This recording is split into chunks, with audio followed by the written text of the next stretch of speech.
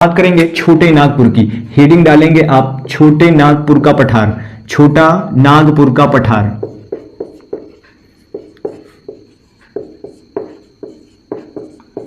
साथियों, इसके पहले वाली क्लासेस में जो मैंने चर्चा किया है पठार के बारे में, मैंने चर्चा किया था, उसको आप जाकर के प्लेलिस्ट नीचे डली हुई है, वहां पर आप जाकर के उसको देख सकते हैं। जबरदस्त तरीके से समझाया गया है, वो आपको हर लेवल में काम आने वाला है। किसी भी तैयारी कर रहे हैं आप, पॉइंट में किसी भी चीज की तैयारी कर रहे हो, बस आप कॉपी पेन लेकर के बैठ जाइए। ठीक है, तो आइए छोटे नागपुर की बात करें। साथियों, क्या है कि छोटा जो नागपुर का पठार है ना, ये हमारा झारखंड और पश्चिम बंगाल राज्यों में, दो राज्यों में ये विस्तृत है। कह सकते हैं कि जो ये छोटा नागपुर का पठार है, ये फैलाव कहां कहां है, इसका फैलाव किस किस जगहों पर है, तो झारखंड और पश्चिम बंगाल में, इन दोनों राज्यों में फैलाव है। तो पहला पॉइंट आप लिखेंगे कि यह कहां कहां, झारखंड, कहां झारखंड और पश्चिम बंगाल। साथियों, अगर आपको जबरदस्त तरीके से अगर आप पढ़ रहे हैं तो आप जरूर सपोर्ट करें, जिससे कि चैनल को, पीडब्ल्यू को, और भी आपके ऊपर वो डिपेंड होगा कि आप इस चैनल से कितनी सीख प्राप्त कर रहे हैं, वो आपके ऊपर डिपेंड होगा। और वो आप मुझे बताएंगे इस क्लास के बाद, हर क्लास के बाद आप बताइए कि जो भी नहीं समझ में आ रहा है, उसमें कोई भी प्रॉब्लम है तो आप बताइए, बिल्कुल और भी अच्छा करने की प्रयास किया जा रहा है इस टीम के साथ। पीडब्ल्यू वाला मतलब प्रयागराज से हूं मैं, बता रहा हूं फिर से, इसलिए मैंने बहुत अच्छे से प्रयागराज वाले बच्चों को, एक अपने प्रयागराज संगम क्षेत्र को जस्ट अच्छा करने के लिए प्रयास में लगा हूं, जिससे कि मेरा प्रयागराज भी एक उच्च लेवल में पहुंचे और प्रयागराज का नाम भी और अच्छे से रोशन हो। ठीक है, तो आइए साथियों देखिए, छोटा नागपुर का जो पठार है ये झारखंड और पश्चिम बंगाल में विस्तृत है। क्या है, यहां से क्या है, ये छोटे नागपुर से दो आपकी नदियां निकलती हैं। पहली नदी है आपकी दामोदर और दूसरी है स्वर्णरेखा नदी। लिखेंगे यहां से दो नदियां निकलती हैं, दो नदियां, पहली नदी है आपकी, लिखेंगे यहां पे दो नदियां निकलती हैं। पहली है दामोदर नदी, दामोदर नदी, और दूसरी हो जाएगी आपकी स्वर्णरेखा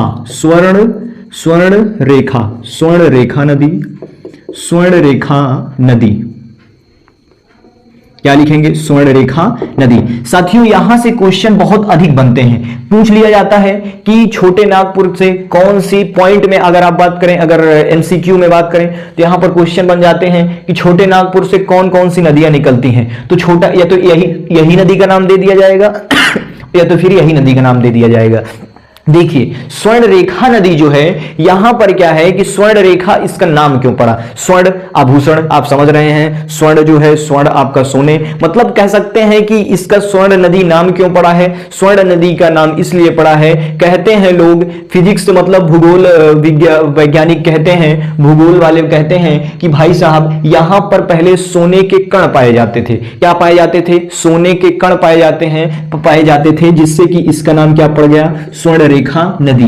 ठीक है, अगर हम बात करें इसकी, तो ये जो है एक प्रकार की जीवित मरुस्थल है। जीवित मरुस्थल की बात करें साथियों, तो जीवन है, क्या है, इसमें पानी है, लेकिन इसमें कोई जीवित मतलब जीव नहीं है, मतलब इसमें कोई जीव नहीं पाए जाते हैं। मतलब एक प्रकार से कह सकते हैं कि यह एक प्रकार से जीवित मरुस्थल है। क्या है, जीवित मरुस्थल है। मतलब बात करें कि यहां पर जैसे कि इस नदी जो है स्वर्णरेखा नदी, इसमें कोई भी मछलियां नहीं पाई जाती आज के डेट में। मतलब कि हर नदी में आपको दामोदर में मछली मिलेंगी, लेकिन स्वर्ण नदी में क्या है कि इस नदी में आपको मछलियां वगैरह, मतलब जीवित पानी वाले जो जीव होते हैं, वो आपको यहां इस नदी में देखने को नहीं मिलेंगे। क्यों नहीं देखने को मिलेंगे, बिल्कुल क्वेश्चन उठ रहा होगा दिमाग में आपके। तो साथियों जान लीजिए, ये जो नदी है ये इतनी प्रदूषित हो चुकी है, जो कि यहां पर इसमें पानी वाले जीवों के लिए क्या है, पानी जीव के लिए असंभव है। क्या है, असंभव है। तो ये एक प्रकार से से बहुत प्रदूषित हो चुकी है आज के डेट में, जिससे कि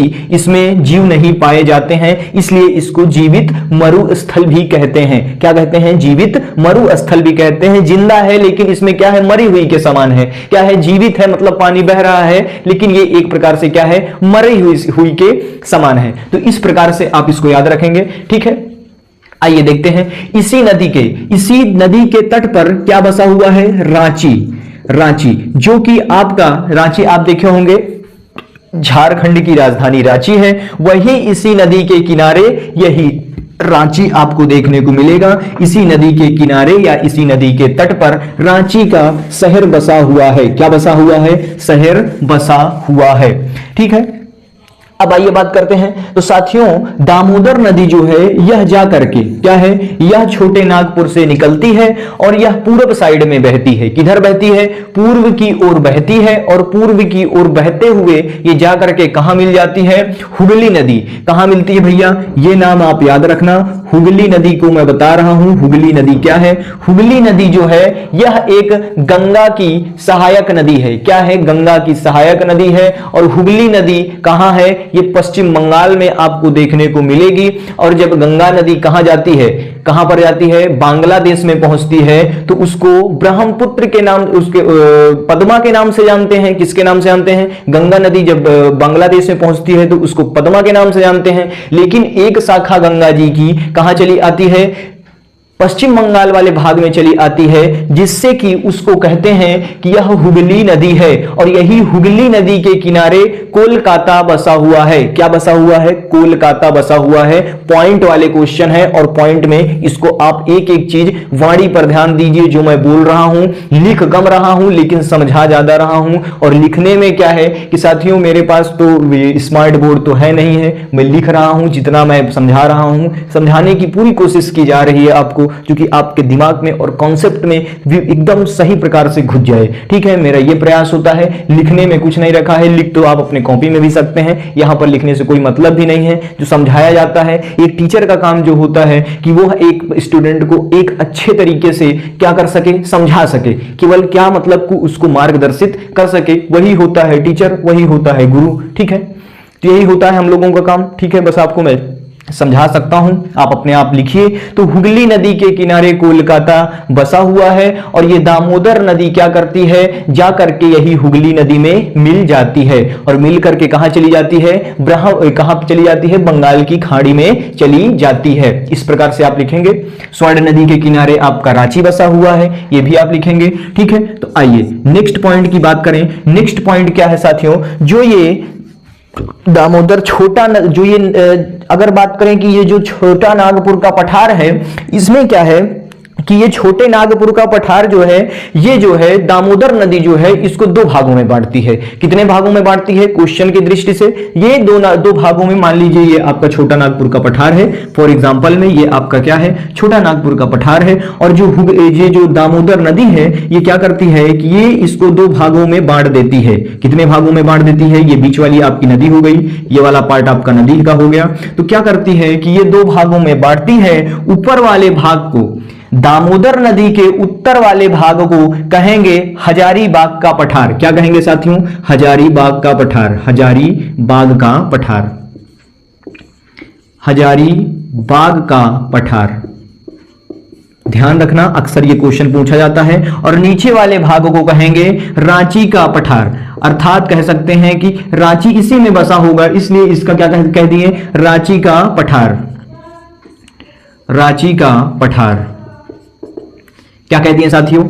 बीच में क्या बह रही है आपकी? दामोदर नदी। दामोदर, ध्यान रखना क्या है? दामोदर नदी। ऊपर वाले भाग को हजारीबाग का पठार और नीचे वाले भाग को रांची का पठार कहते हैं। मतलब कि छोटे नागपुर को दामोदर नदी दो भागों में बांटती है। पहला भाग है हजारीबाग का पठार, मतलब कि दामोदर नदी के उत्तर में हजारीबाग का पठार है, और उत्तर दामोदर नदी के दक्षिण में रांची का पठार स्थित है। क्या है? रांची का पठार स्थित है। यहां पर क्वेश्चन ये बनेगा कि जो भी ये दामोदर नदी है उसके उत्तर वाले भाग में कौन सा पठार स्थित है? छोटे नागपुर के दामोदर नदी जहां पर बहती है उसके उत्तर में कौन सा पठार स्थित है, या रांची कौन सा दक्षिण में कौन सा पठार स्थित है। छोटे नागपुर की बात करेगा, इसी प्रकार से क्वेश्चन पूछता है और इसी प्रकार से घुमाता है, तो इसको ध्यान रखना है दोनों पठारों को, ठीक है। दामोदर नदी को भी ध्यान रखना है, नहीं आप स्वर्ण नदी लगा के चले आए। आइए देखते हैं साथियों, जो ये छोटा नागपुर का पठार है इसमें क्या है कि यह एक प्रकार का समप्राय मैदान है। क्या है? समप्राय मैदान। देखिए लिख रहा हूं मैं, समप्राय मैदान। समप्राय मैदान की बात करें, बिल्कुल सही बात है। समप्राय मैदान वो होते हैं जहां पर चट्टान और शिखर नहीं पाए जाते हैं। क्या नहीं पाए जाते हैं? चट्टान और शिखर नहीं पाए जाते हैं, उसी को कहते हैं समप्राय मैदान। क्या कहते हैं? समप्राय मैदान। आइए देखते हैं फिर उसके बाद है कि छोटे नागपुर से कौन कौन सी नदियां निकलती हैं। ये भी आएगा क्वेश्चन, छोटे नागपुर से कौन कौन सी नदियां निकलती हैं। तो छोटे नागपुर से 3 नदियां आपकी प्रमुख रूप से क्या होती हैं? निकलती हैं, या इनका उद्गम है। क्या है? उद्गम है। तो क्या है? पहली नदी है आपकी नर्मदा, दूसरी है आपकी तापी और तीसरी है दामोदर। क्या है भैया? नर्मदा, तापी और दामोदर। जब ये नर्मदा, तापी और दामोदर है, यह एक प्रकार से भ्रंश घाटी बनाती हुई निकलती हैं। कैसे भ्रंश घाटी बनाती हैं? भ्रंश घाटी क्या बनाती हैं? भ्रंश घाटियों की पहाड़ियों से क्या होती हैं? भ्रंश घाटियों से यह बहती हुई निकलती हैं। भ्रंश घाटी की बात करें अगर, भ्रंश घाटी क्या होती है? तो 2 पर्वतों के मध्य से, क्या है? 2 पर्वतों के मध्य से निकलने वाली नदी, मतलब बीच से निकलने वाली नदी को हम क्या कहते हैं? भ्रंश घाटी कहते हैं। ध्यान दीजिए क्या है, देखिए समझिए भाई, भ्रंश घाटी नहीं तो कंफ्यूज हो जाएंगे कि भ्रंश घाटी से होकर के कौन कौन सी नदियां निकलती हैं। देखिए ये 2 पर्वत हैं और बीच में क्या है? ये नदी बह रही है। तो ये नदी इस पर्वत और इस पर्वत के बीच में बहने वाली नदी जो है, इसी को कहते हैं भ्रंश घाटी। क्या कहते हैं? भ्रंश घाटी। ध्यान रखना। तो ये आपकी 3 नदियां हैं जो कि क्या करती हैं? भ्रंश घाटी से बहती हैं। क्या करती हैं? भ्रंश घाटी से बहती हैं। ध्यान रखना। अब देखिए साथियों, ये जो छोटा नागपुर का पठार है, ये कुछ खनिजों का, क्या है? छोटा नागपुर का पठार भारत के कुछ खनिजों का बहुत ही इंपॉर्टेंट है, मतलब वो खनिज यहीं से पाए जाते हैं। कह सकते हैं कि छोटे नागपुर से कुछ बहुत महत्वपूर्ण खनिज पाए जाते हैं जो केवल यहीं से हमको देखने को अधिकतर मात्रा में प्राप्त होते हैं और यही वाले भाग से हमको देखने को मिलते हैं। तो वो खनिज कौन कौन से होंगे? पहला हो गया आपका कोयला, और दूसरा हो गया लोहा, और तीसरा हो गया यूरेनियम। ये आपको कहां पर मिलेंगे? कहां पर अधिकतर मात्रा में मिलेंगे? कहां पर आपको देखने को मिलेंगे? कहां से ये प्राप्त होते हैं? तो छोटे नागपुर से ये आपको देखने को मिलेंगे। तो लिख लीजिए, खनिज छोटे नागपुर से कुछ प्रमुख खनिज महत्वपूर्ण इस पठार से निकलते हैं। क्या निकलते हैं? महत्वपूर्ण खनिज इस पठार से प्राप्त होते हैं या निकलते हैं। पहला है आपका कोयला और दूसरा है आपका लोहा, तीसरा है यूरेनियम। साथियों ये आपके 3 खनिज निकलते हैं और यही छोटे नागपुर के पठार को हम रूर प्रदेश कहते हैं। रूर प्रदेश, ये बात बहुत इंपॉर्टेंट है। पूरे भारत का अगर रूर प्रदेश का नाम आएगा तो वो होगा आपका छोटा नागपुर का पठार। ध्यान रखना, क्या कहते हैं? इसी को रूर प्रदेश का मतलब कि पूरे भारत में यही छोटे नागपुर से कौन कौन से लोहा, यूरेनियम और कोयला पर प्राप्त होते हैं, जिससे कि इसको हम रूर प्रदेश के नाम से भी जानते हैं। और क्यों जानते हैं? इन तीनों की वजह से हम जानते हैं। क्या जानते हैं? इन तीनों की वजह से जानते हैं। तो क्वेश्चन क्या बनेगा कि छोटे नागपुर को और किससे जान सकते हैं? ऑप्शन में दिया रहेगा रूर प्रदेश कह देगा, रूर प्रदेश दिया रहेगा तो आप रूर प्रदेश लगा के आएंगे। अगर यहां पर क्वेश्चन बदल करके ये दे दिया कि रूर प्रदेश के नाम से कौन सा पठार जाना जाता है या कौन सा पठार इंपॉर्टेंट है, महत्वपूर्ण है, ऐसे बनेगा, क्या बनेगा कि रूर प्रदेश के नाम से कौन सा पठार महत्वपूर्ण है या जाना जाता है, तो वहां पर आप लगा के आएंगे कि छोटा नागपुर का पठार रूर प्रदेश के नाम से जाना जाता है, क्योंकि यहां पर लोहा भारत में केवल यही एक भाग है, यही एक पठार है जहां से हमको लोहा और यूरेनियम और कोयला हमको प्राप्त होता है।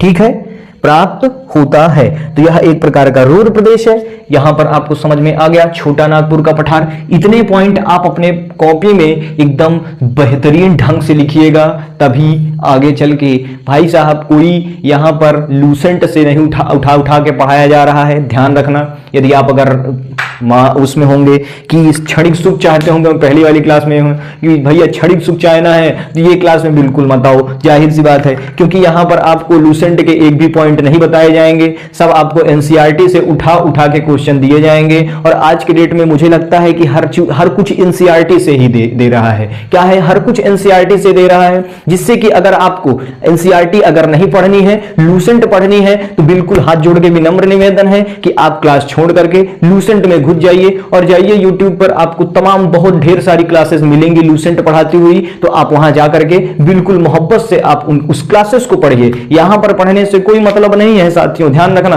क्योंकि अगर जब लूसेंट ही रटना होता, क्षणिक सुख चाहिए, तो फिर जाओ भाई क्षणिक सुख ले लो, 2 मिनट में लूसेंट रट लेना, एक दिन जाना पेपर दे करके दूसरे दिन भूल जाना। वही होता है लूसेंट में और वही होता भी है, ध्यान रखना। तो आइए बात करते हैं दूसरे पठार की, शिलांग का पठार। क्या है भैया, शिलांग का पठार दूसरा है आपका पठार